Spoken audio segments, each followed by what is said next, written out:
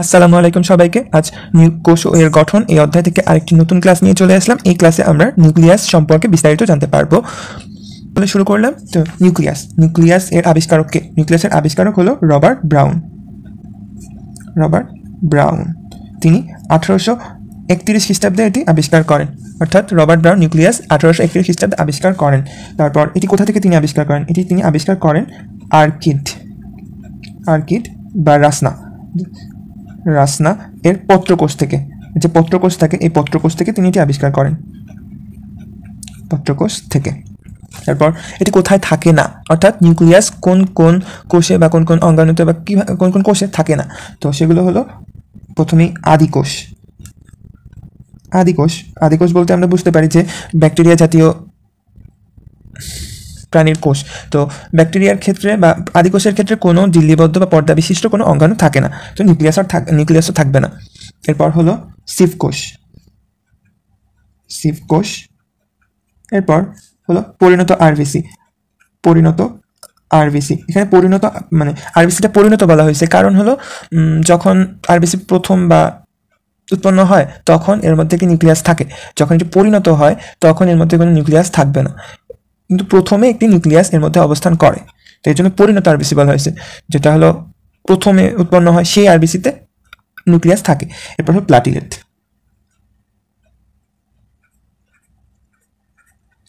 বা অনুচক্রিকা, এর ক্ষেত্রেও নিউক্লিয়াস থাকে না। তো আমাদের রক্তের এই দুটি কণিকাতেই নিউক্লিয়াস থাকে না, শুধুমাত্র শ্বেত রক্তকণিকা বা ডব্লিউবিসিতে নিউক্লিয়াস থাকে। এরপর এটি অধিক পরিমাণে কোথায় থাকে, অর্থাৎ নিউক্লিয়াস অধিক পরিমাণে কোথায় থাকে সাধারণতভাবে? ম্যালেরিয়া এক ধরনের রোগের নাম। তো ম্যালেরিয়া সাধারণতভাবে অ্যানোফিলিস নামক মশকি কামড়ালে হয়ে থাকে। তো এক্ষেত্রে কি হয়? এক্ষেত্রে সাধারণতভাবে পলিক্যারিওটিক দশা দেখা যায়, অর্থাৎ ম্যালেরিয়ার ক্ষেত্রে পলিক্যারিওটিক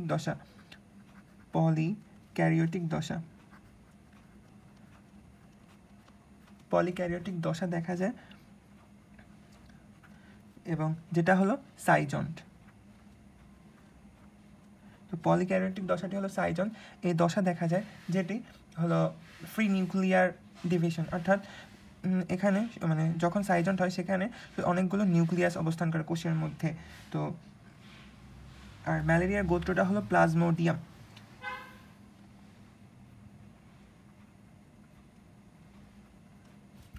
এরপর আসি আমরা প্রাণীর ক্ষেত্রে সাধারণতভাবে প্লাজমোডিয়াম দেখা যায়। মানে প্রাণীর ক্ষেত্রে যখন নিউক্লিয়ার ডিভিশন হবে তখন সেটাকে বলা হয় প্লাজমোডিয়াম।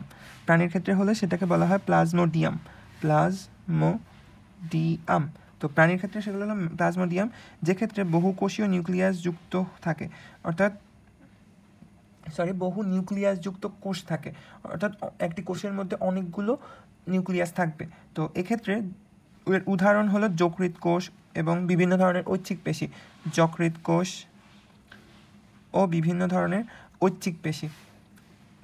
পেশি এগুলো হলো সাধারণতভাবে ফ্রি নিউক্লিয়ার ডিভিশন এর প্রাণীদের উদাহরণ। এরপর আমরা দেখতে পাই উদ্ভিদের ক্ষেত্রে কোনটা?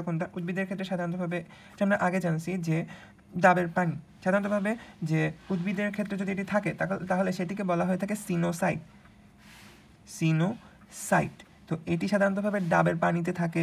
এছাড়াও বিভিন্ন ধরনের ছত্রাক, যেমন ভাউচেরিয়াম এবং এ ধরনের শৈবাল আর পেনিসিলিয়াম নামক ছত্রাক, অর্থাৎ এটি সাধারণতভাবে সিনোসাইটটা সাধারণতভাবে ডাবের পানিতে থাকবে। তারপর ছত্রাক যদি ধরি তাহলে পেনিসিলিয়াম। তো পেনিসিলিয়াম অথবা এবং শৈবালের ক্ষেত্রে কি হবে? শৈবালের ক্ষেত্রে সাধারণতভাবে বট্রিডিয়াম,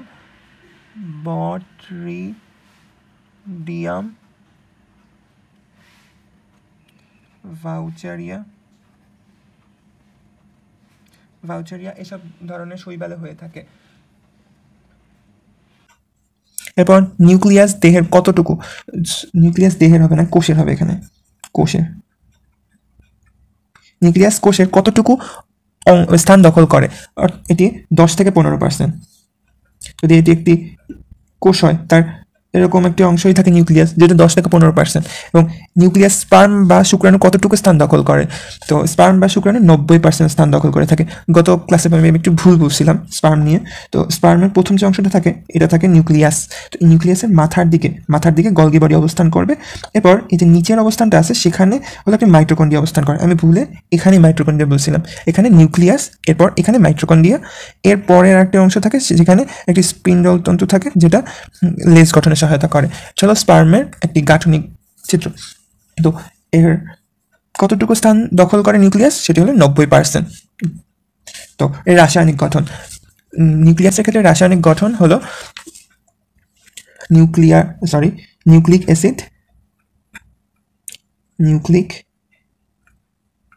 অ্যাসিড ও প্রোটিন, এই দুটি অংশ দ্বারা এটি গঠিত হয়। রাসায়নিকভাবে যদি আমরা বিশ্লেষণ করতে চাই তাহলে এর বিভিন্ন কাজ রয়েছে, তার সেগুলো হলো সকল জৈবিক কাজ নিয়ন্ত্রণ করে, অর্থাৎ নিউক্লিয়াস আমাদের কোষের সকল ধরনের জৈবিক কাজ নিয়ন্ত্রণ করে থাকে।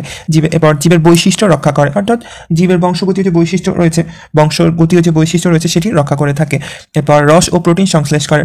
ডিএনএ অনুলিপনের নির্দেশ প্রদান, যে ডিএনএ অনুলিপন যে হয়, অর্থাৎ ডিএনএর যে রেপ্লিকেশন যেটাকে বলা হয়, তো সেটা সম্পূর্ণটা এখানে হয়, এটা নির্দেশ প্রদান এবং সম্পূর্ণ জিনিসটাই এখানে সম্পাদিত বা সংঘটিত হয়। এরপর একটা নিউক্লিয়াসের চিত্র আঁকবো। তো এভাবে গোল সম্পূর্ণ হবে না মনে হচ্ছে, তো চেষ্টা করে দেখতে পারি। এটাকে ডাবল করে দিব কারণ ডাবল লেয়ারের থাকে এটা।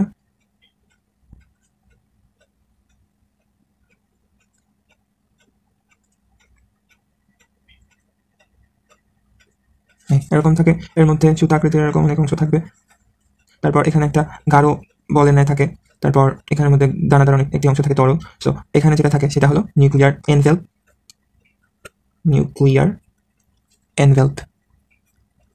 এনভেলপ। তারপর এই যে ফাঁকা স্থান সেটা হলো নিউক্লিয়ার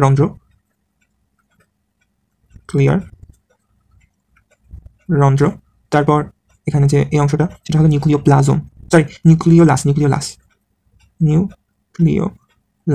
এখানে যে এই দানাদার অংশ থাকে, মানে ফাঁকা স্থানে যে দানাদার একটি তরল অংশ থাকে সেটা হলো নিউক্লিওপ্লাজম।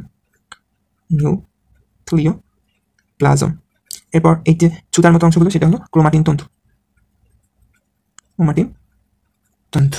এরপর নিউক্লিয়াসের যে বিভিন্ন অংশ আছে সে সম্পর্কে এখন আমরা জানবো। প্রথমেই নিউক্লিয়ার এনভেলপ। তো ড্যাশ মেমব্রেন দ্বারা আবৃত, আমরা জানি দ্বিস্তরী মেমব্রেন দ্বারা আবৃত। তো দ্বিস্তরী বা দ্বিস্তর বিশিষ্ট বা দ্বিস্তরী, যেটাই বলি দ্বিস্তরী মেমব্রেন দ্বারা আবৃত থাকে এবং প্রতিটি মেমব্রেনই ফসফোলিপিড বাইলেয়ার দ্বারা গঠিত। ড্যাশ দ্বারা গঠিত, সেখানে হবে ফসফোলিপিড বাইলেয়ার।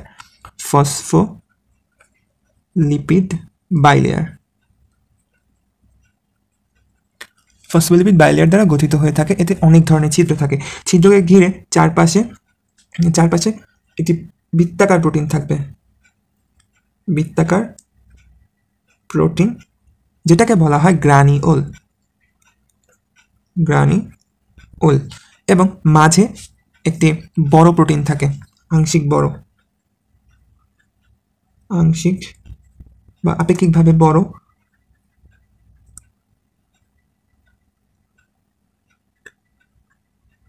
বড় প্রোটিন থাকে। এটাকে ট্রান্সপোর্টার বলা হয়ে থাকে। এটি মানে বৃত্তাকার যে প্রোটিনটা আছে গ্রানিউল এবং আংশিক বা আপেক্ষিক বড় প্রোটিনটা যে আছে সেই বড় প্রোটিন এবং গ্রানিউল, এই যে আমরা যদি ধরি একটা এনভেলপের অংশ বা নিউক্লিয়ার এনভেলপের অংশ, তো এর মধ্যে বৃত্তাকার প্রোটিন একটা থাকবে এরকম, আর এর উপরে বা এর মাঝখানে এরকমভাবে একটা থাকে হলো বড় প্রোটিন। তো এই গোলাকার বা বৃত্তাকার প্রোটিনটা হলো গ্রানিউল, আর এই বা মাঝে যে অবস্থান করে সেটি হলো বড় প্রোটিন, যাকে ট্রান্সপোর্টার বলা হয়। ট্রান্সপোর্টার বলতে এখানে বোঝানো হয়েছে যে বিভিন্ন পদার্থ ট্রান্সপোর্ট করে, অর্থাৎ নিউক্লিয়াস থেকে যে আমরা যে এমআরএনএ যে তৈরি হয় সেটা ট্রান্সপোর্ট করে সাইটোপ্লাজমে নিয়ে যায়। তো এক্ষেত্রে এই ট্রান্সপোর্টারটা সহায়তা করে থাকে। তারপর ড্যাশ দ্বারা ট্রান্সপোর্টার নিউক্লিয়ার এনভেলপ দ্বারা সংযুক্ত থাকে। এই যে ট্রান্সপোর্টারটা নিউক্লিয়ার এনভেলপ দ্বারা কীভাবে সংযুক্ত থাকে সেটা হলো অ্যাঙ্কর প্রোটিন।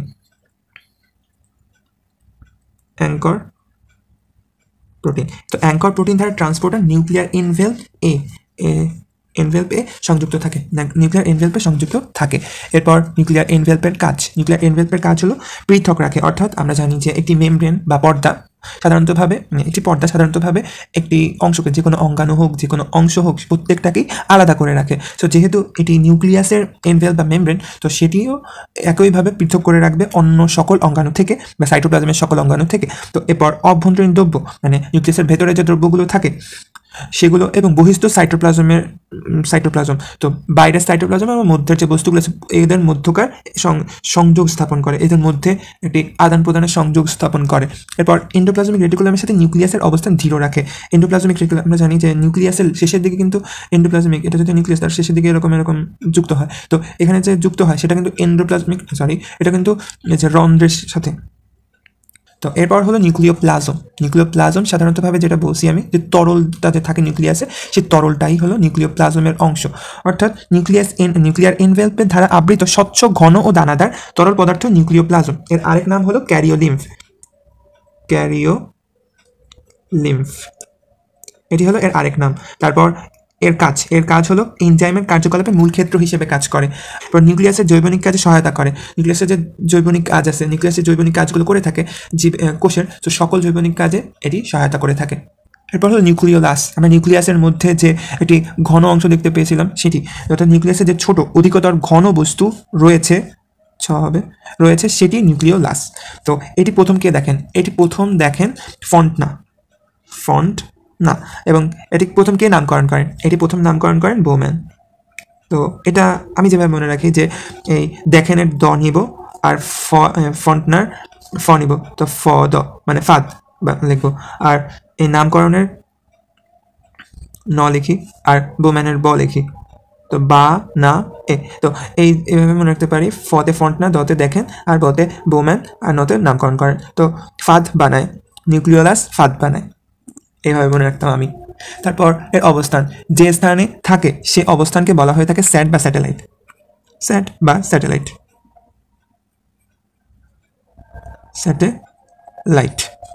তারপর এর সংখ্যা সাধারণতভাবে একটি হয়ে থাকে। তারপর এর উৎপত্তি হলো স্যাট এর স্যাটেলাইটে অবস্থিত জিন, মানে স্যাটের যে স্যাটেলাইট অবস্থিত জিন রয়েছে সেখানে এটা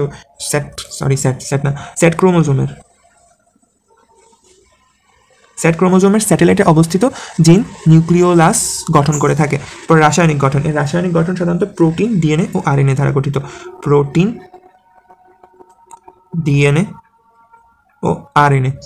এগুলো দ্বারা এটি গঠিত হয়ে থাকে। এরপর এর কাজগুলো হলো আরএনএ সংশ্লেষ করতে সহায়তা করে, এটিও আরএনএ সংশ্লেষ করে, প্রোটিন সংশ্লেষ করে, সংরক্ষণ করে, নিউক্লিওটাইডের ভান্ডার রূপেও এটি কাজ করে থাকে। এইসব কাজ এটি করে থাকে। এরপর হলো নিউক্লিয়ার রেটিকুলাম, যেটা গুরুত্বপূর্ণ অংশ।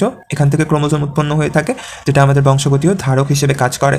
তো নিউক্লিয়ার রেটিকুলাম বা ক্রোমাটিন তন্তু, নিউক্লিয়াসের ভেতরে জালিকা আকারের যে তন্তু থাকে বা দেখা যায় তাই হলো ক্রোমাটিন তন্তু, যে আমরা যে জালিকা আকারের এরকম সুতার ন্যায় যে দেখছিলাম সেটাই হলো রেটিকুলাম বা ক্রোমাটিন তন্তু।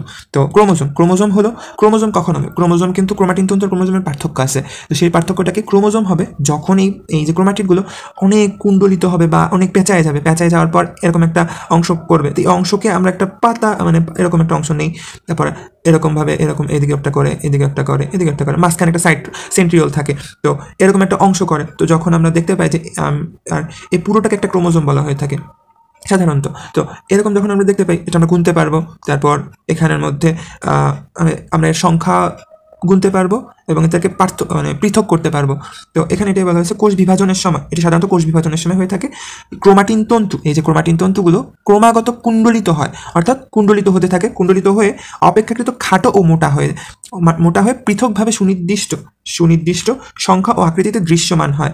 যে সংখ্যা আকৃতিতে দৃশ্যমান হচ্ছে সেটাই ক্রোমোজোম, সেটাকেই বলা হয় ক্রোমোজোম। তো এর কাজ কি? বংশগতির ধারক হিসেবে কাজ করে। অর্থাৎ বংশগতির ধারক বলতে কি বোঝায়? আমাদের মাতা পিতার আমরা অনেক সময় দেখতে পাই যে আমাদের মাতা পিতার বিভিন্ন স্বভাব বা চরিত্র আমাদের মধ্যে ফুটে ওঠে, যেটা ক্ষেত্রে ক্রোমোজোম সাহায্য করে। তারপর মিউটেশন, প্রকরণ সৃষ্টি ইত্যাদি কাজে মুখ্য হিসেবে ভূমিকা পালন করে হলো নিউক্লিয়ার রেটিকুলাম বা ক্রোমাটিন তন্তু। নিউক্লিয়াসের কোষস্থ নির্জীব বস্তুগুলো হলো 3 ধরনের হয়ে থাকে: সঞ্চিত পদার্থ, নিঃসৃত পদার্থ ও বজ্র পদার্থ। অর্থাৎ সঞ্চিত পদার্থ, প্রথমে হলো সঞ্চিত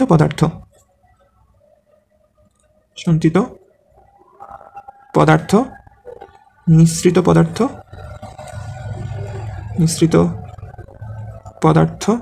ও বজ্র পদার্থ। তো এক্ষেত্রে মানে নিউক্লিয়াসের কোষস্থ নির্জীব বস্তু তিন ধরনের: সঞ্চিত পদার্থ, নিঃসৃত পদার্থ, বজ্র পদার্থ। তো এই তিন ধরনের সম্পর্কে আমরা এখন বিস্তারিতভাবে সঞ্চিত পদার্থ, এই উদ্ভিদের বা নিউক্লিয়াসের প্রধান সঞ্চিত পদার্থগুলো কি? সঞ্চিত পদার্থগুলো হলো শর্করা, আমিষ ও চর্বি। শর্করা সাধারণতভাবে দু ধরনের থাকে, দ্রবণীয় এবং অদ্রবণীয় দু ধরনের থাকে। শর্করা যেটা দ্রবণীয় ও অদ্রবণীয় এই দুই ধরনেরই থাকবে। তো দ্রবণীয় যখন থাকবে তখন এটাকে মানে যে উপাদানগুলো থাকে সেগুলো হলো গ্লুকোজ, তারপর চিনি বা সুগার, তারপর ইনসুলিন। তো এগুলো থাকে সাধারণতভাবে। এবং অদ্রবণীয় ক্ষেত্রে কি কি থাকবে? অদ্রবণীয় ক্ষেত্রে স্টার্চ গ্রেইন, যেটাকে বলা হয়ে থাকে শ্বেতসার দানা। এরপর সেলুলোজ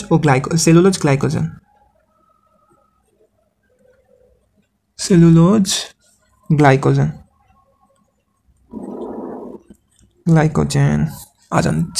এরপর হলো আমিষ জাতীয় পদার্থ। আমিষ এক্ষেত্রে সাধারণতভাবে নাইট্রোজেন গঠিত সঞ্চিত পদার্থ থাকবে।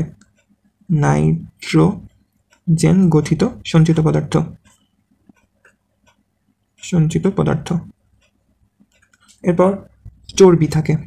চর্বি সাধারণতভাবে ফোটা অবস্থান করে, ফোটা হিসেবে। আমরা জানি আমাদের দেহে যে চর্বি থাকে সেগুলো রক্তকণিকার মাধ্যমে স্থানান্তরিত হতে পারে না, সেটি স্থানান্তরিত হয় লসিকা নালীর মাধ্যমে। সেগুলো আমাদের খাদ্যনালী থেকে আমাদের যে ক্ষুদ্রান্ত আছে, ক্ষুদ্রান্ত থেকে আমাদের লিভারে যে যায় তখন, বা আমাদের শরীরে যখন অতিরিক্ত। এরপর হলো নিঃসৃত পদার্থর ক্ষেত্রে রয়েছে কয়েকটি প্রধান নিঃসৃত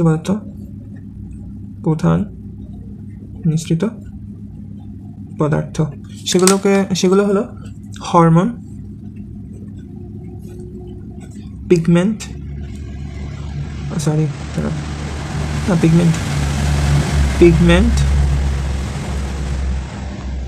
এনজাইম, এনজাইম ও নেকটার। যেটাকে আমরা কীভাবে মনে রাখবো? মনে রাখার তো অবশ্যই একটা সহজ পদ্ধতি আছে। তো সেটা হলো এভাবে মনে রাখতে পারি: হাড়-পেন, PEN। এভাবে আমরা মনে রাখতে পারি হাড়ের হলো হরমোন, পিতে পিগমেন্ট, ইতে এনজাইম, এনতে নেকটার। তো এভাবে আমরা মনে রাখতে পারি খুব সহজেই। এরপর পিগমেন্ট সাধারণতভাবে কিসে থাকে? পিগমেন্ট কোথায় থাকে? এটি সাধারণতভাবে থাকবে ক্লোরোফিল, অ্যান্থোসায়ানিন ও ক্যারোটিনয়েড। ক্লোরোফিল, অ্যান্থোসায়ানিন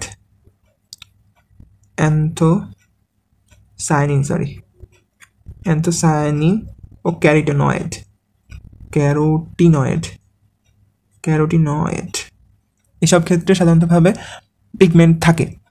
এরপর হলো বজ্র পদার্থ হলো উল্লেখযোগ্য বজ্র পদার্থগুলো হলো অনেকগুলো আছে, তার মধ্যে কয়েকটা লিখছি, তারপর ইত্যাদি দিয়ে দিছি, এই আর কি। লিখবো, সবগুলো লিখবো না। রেজিন, ট্যানিন, গাম, অ্যালকালয়েড ইত্যাদি। দেখা যায় না, অ্যালকালয়েড ইত্যাদি। তো এরপর আমরা জানবো প্রধান খনিজ ক্রিস্টাল কোনটা। প্রধান যে খনিজ ক্রিস্টালটা থাকে সেটা কোনটা? খনিজ ক্রিস্টাল। তো প্রধান যে খনিজ ক্রিস্টালটা থাকে সেটা হলো ক্যালসিয়াম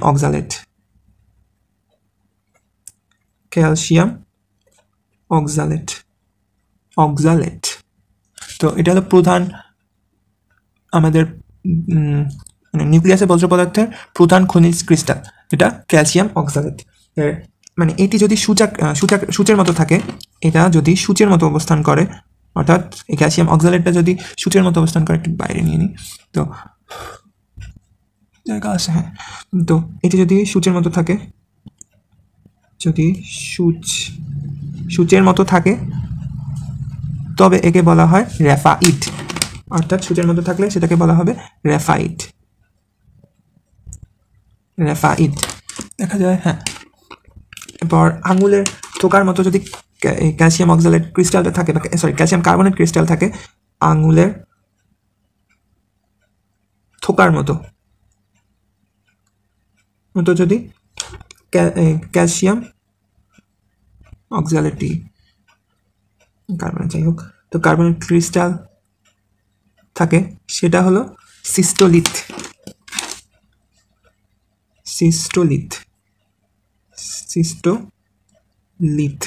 সেটি হলো সিস্টোলিথ।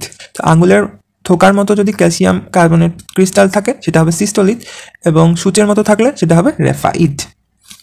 আশা করি সবাই এটি বুঝতে পারছো। এর মাধ্যমে আমাদের এই ক্লাস শেষ হলো। কোনো কিছু যদি না বোঝা থাকে অবশ্যই কমেন্ট বক্সে জানাবা।